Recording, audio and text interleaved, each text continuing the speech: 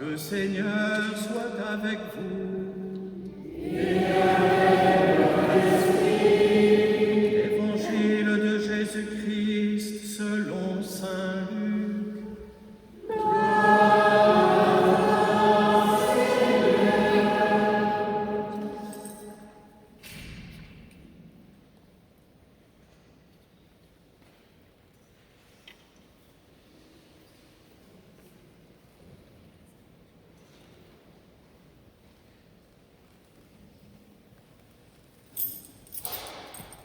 En ce temps-là, comme certains disciples parlaient du temple, des belles pierres et des ex-voto qui le décoraient, Jésus leur déclara: « Ce que vous contemplez, des jours viendront, où il n'en restera pas pierre sur pierre.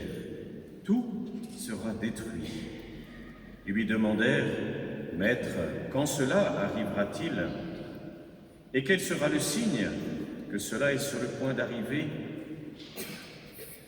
Jésus répondit: « Prenez garde de ne pas vous laisser égarer. Et dire, beaucoup viendront sous mon nom et diront, c'est moi. Ou encore, le moment est tout proche. Ne marchez pas derrière eux. Quand vous entendrez parler de guerre et de désordre, ne soyez pas terrifiés. Il faut que cela arrive d'abord, mais ce ne sera pas aussitôt la fin. » Alors Jésus ajouta: « On se dressera nation contre nation, royaume contre royaume. Il y aura de grands tremblements de terre et en divers lieux des famines et des épidémies. Des phénomènes effrayants surviendront et de grands signes venus du ciel. Mais avant tout cela, on portera la main sur vous et l'on vous persécutera. On vous livrera aux synagogues et aux prisons. On vous fera comparaître devant des rois et des gouverneurs à cause de mon nom. Cela vous amènera à rendre témoignage. Mettez-vous donc dans l'esprit que vous n'avez pas à vous préoccuper de votre défense. C'est moi qui vous donnerai un langage et une sagesse à laquelle tous vos adversaires ne pourront ni résister ni s'opposer. Vous serez livrés même par vos parents, vos frères, votre famille et vos amis, et ils feront mettre à mort certains d'entre vous. Vous serez détestés de tous à cause de mon nom, mais pas un cheveu de votre tête ne sera perdu. C'est par votre persévérance que vous garderez votre vie. » Acclamons la parole de Dieu.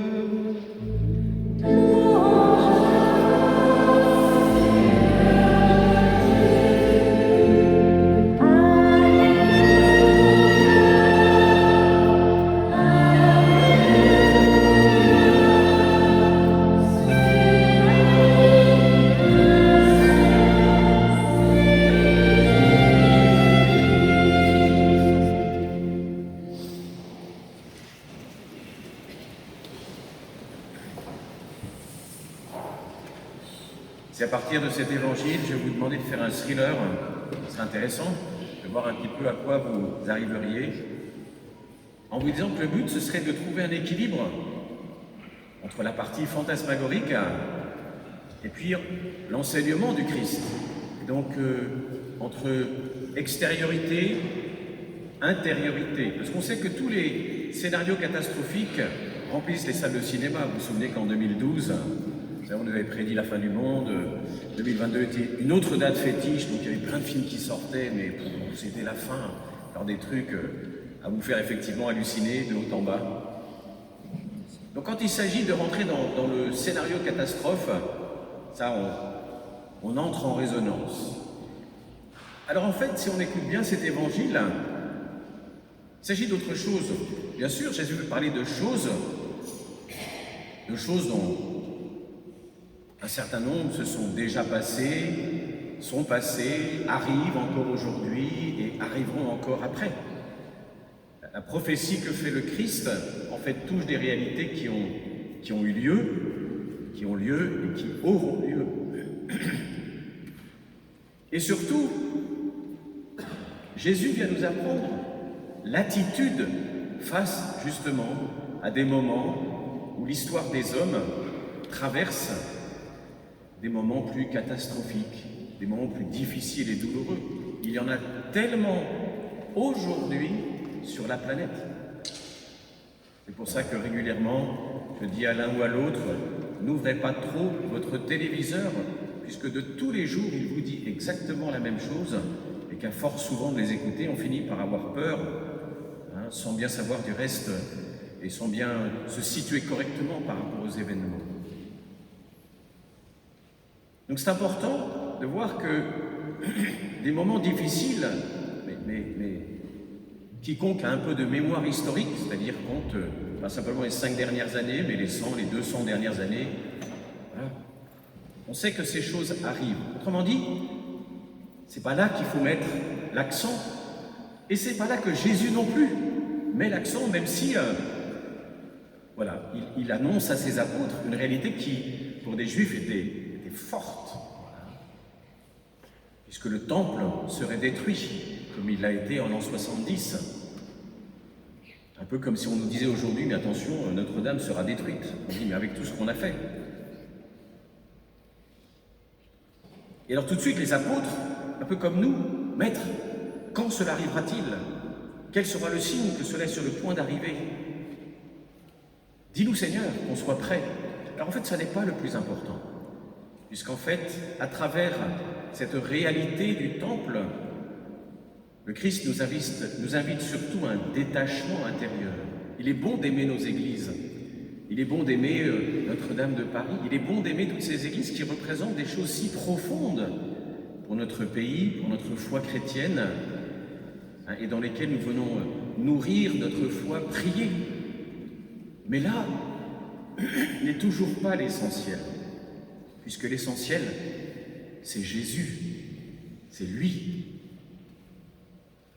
Et donc c'est pour cela que Jésus, en fait, va leur répondre en leur disant « Prenez garde de ne pas vous laisser égarer ». Quand il y a des moments de grande perturbation, on a toujours des faux messies, des gens qui prétendent vous apporter toutes les solutions. On en a eu beaucoup du reste, énormément de sectes sont nées dans les années 70-80, ont fleuri dans les années 90 aussi. Il y a toujours des gens qui vous disent ben moi j'ai la solution à tout. Et puis on voit bien, on court derrière. Alors que Jésus nous dit non, ne soyez pas terrifiés par tout cela. C'est-à-dire, ancrez-vous en moi. Ancrez-vous en moi. S'ancrer dans le Christ, dans sa parole, si on veut le ramener à quelque chose de simple, c'est le commandement de l'amour envers Dieu, envers son prochain, et donc aussi la solidarité les uns envers les autres, en commençant par la maison, la famille, les proches. Ça veut dire, devant des scénarios catastrophiques, restez ancrés en moi, restez ancrés dans votre quotidien, restez ancrés là où vous êtes. Et alors on se dit, mais s'il devait nous arriver des choses un peu fortes, puisque l'Évangile continue encore en parlant de choses qui, encore une fois, ont eu lieu dans bien des endroits de la planète, tremblements de terre, il y en a eu aux Philippines il n'y a encore pas longtemps, il y en a des lieux de la planète où ces choses arrivent régulièrement. Jésus va nous mettre face au témoignage que nous avons à rendre comme chrétiens, au témoignage que nous sommes appelés à donner. Ce témoignage que l'on peut rendre de mille et une façons dans la vie quotidienne et qui par moments, comme les apôtres l'ont connu, comme beaucoup de chrétiens l'ont connu, par moments peut prendre quelque chose de beaucoup plus fort, puisque parfois l'idéologie des hommes, qui se manifeste dans des structures de pouvoir, peut nous amener à donner un témoignage suprême. Et alors le Christ, encore une fois, nous demande de ne pas nous en occuper. C'est remarquable quand même. Parce qu'en politique, si on était dans l'armée, on ferait juste l'inverse. Ce qui montre bien que le Christ veut nous ancrer ailleurs. L'essentiel, c'est Jésus. Et donc il ne faut surtout pas entrer dans des scénarios de catastrophe. Et quand Dieu nous parle, quand le Seigneur nous parle de choses difficiles, c'est au contraire, si on écoute bien cet évangile, pour nous dire, ne t'inquiète pas, reste avec moi, reste en moi. Ancre-toi dans mon amour, ancre-toi dans ma présence, ancre-toi dans ton milieu, ceux avec lesquels tu vis, par la prière, par le soutien, la solidarité. Comme on dit, Jésus nous ancre profondément dans le quotidien. Pour ça, encore une fois, que régulièrement, j'aime à dire, faites attention à vos téléviseurs. Parfois, ils nourrissent l'anxiété de façon remarquable. Et on continue à les regarder. Il faut faire attention parce qu'on peut avoir des attitudes où tout seul, mais vraiment tout seul, on s'intoxique. Avec nos smartphones, collés sur les écrans, tout seul, on s'intoxique. Alors on va voir les médecins, on prend des anxiolytiques, on prend des ceci et cela. On n'en peut plus, on n'en peut plus. Tout seul. Il y a des moments où on a besoin de poser des actes forts, dans lesquels on prend de la distance par rapport à un mode de communication aujourd'hui qui est toxique. On nous répète les choses en boucle à longueur de journée. Justement pour être ancré dans notre quotidien, celle qui est à côté de moi, avec lesquels je vis. Voilà le plus important. Et même quand on aura à rendre témoignage, Jésus nous dit, ne vous occupez de rien. Vous n'avez pas à vous préoccuper de votre défense. Autrement dit, même quand j'ai à cœur de témoigner du Christ, de lui rendre témoignage, que ça soit dans ma vie quotidienne ou si un jour Dieu le permet, puisque ça n'est pas le cas pour tous les chrétiens, mais il y a certains d'avoir à donner ce témoignage suprême face aux martyrs. Ne vous occupez pas de votre défense, c'est l'Esprit Saint en vous. Autrement dit, ça veut dire que dans ces moments-là, nous soyons nous-mêmes ancrés dans cette présence du Christ, dans cette présence de l'Esprit Saint. Ça nous ramène donc à l'essentiel, qui est vraiment notre vie avec Jésus, avec Marie, notre vie quotidienne. Ça nous ancre profondément. Et ça, c'est tellement important, parce que tous les scénarios catastrophiques, encore une fois, vous savez, sont très bons, surtout pour les salles de cinéma et pour les rentrées d'argent. Mais en fait, ça ne nous apprend rien sur notre vie chrétienne. Jésus nous apprend à toujours aller vers lui, en lui, à nous aimer les uns les autres, à être solidaires, à sortir, alors pour le coup, oui, de notre orgueil, de nos égoïsmes, de notre hédonisme, etc. Tous ces lieux où on est centré sur soi, trop centré sur soi, et nous apprend d'aller vers les autres, d'aller ceux qui sont proches, les plus délaissés, ceux qui sont plus pauvres. Ah oui, alors là, oui, là on peut y aller, mais à fond, voyez, et se donner généreusement pour aller vers ceux qui ont plus besoin. Ça, c'est la réalité chrétienne, j'allais dire, dans toute sa force et toute sa splendeur. C'est de savoir aller à l'essentiel.